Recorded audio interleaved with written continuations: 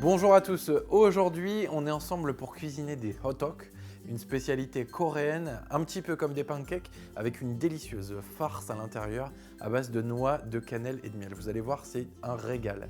Rien de bien compliqué, mais je vous conseille quand même de suivre les étapes très attentivement. Pour réaliser cette délicieuse recette, vous allez avoir besoin d'un sachet de levure boulangère, soit environ 5 grammes, ou 10 grammes de levure fraîche, 100 ml d'eau chaude, 50 g de sucre blanc, 80 g de cacahuètes non salées, 80 g de noisettes ou de noix, 250 g de farine, une pincée de cannelle ou plus selon les goûts, une pincée de sel, 3 cuillères à café de miel, 30 g de sucre roux et pour terminer 50 ml de lait écrémé.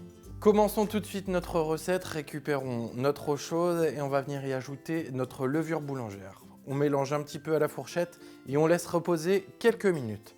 Pendant ce temps-là, dans un saladier, on va venir tamiser notre farine et y ajouter le sucre blanc et le sel.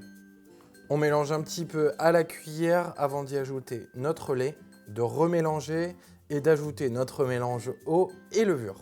On travaille ensuite la pâte à la cuillère, à la main ou au robot jusqu'à obtenir une pâte bien lisse et bien homogène.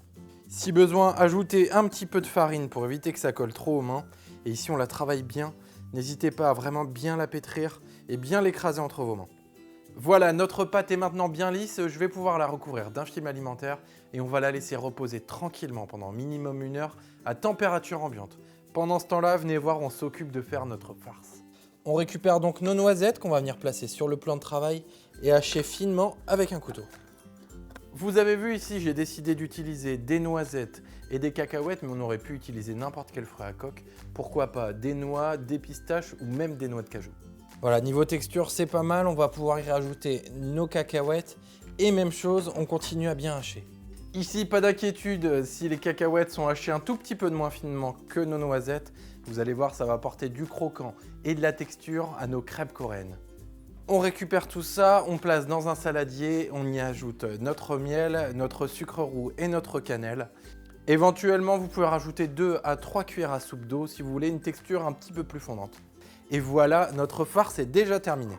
Au bout d'1 heure, on récupère ensuite notre pâte, on fleure légèrement notre plan de travail et à l'aide d'un rouleau à pâtisserie, on va venir l'étaler sur une épaisseur d'environ un demi-centimètre. Avec un verre, on va venir emporte-piécer notre pâte pour former nos futures crêpes.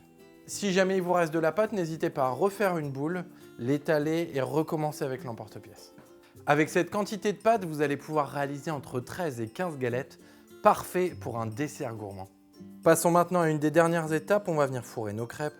Ici, on l'étale légèrement, on récupère une petite cuillère à soupe de farce qu'on place au milieu et on referme ensuite les bords par-dessus. On soude bien avec les doigts et c'est déjà presque terminé. Pour la cuisson, ça se passe à la poêle avec un petit peu d'huile. On va venir étaler nos galettes avec la paume de la main avant de les placer directement dans notre poêle. Cuisson 3 minutes de chaque côté. Égouttez-les sur du papier absorbant, ajoutez un petit peu de sucre par-dessus et c'est parti pour la dégustation.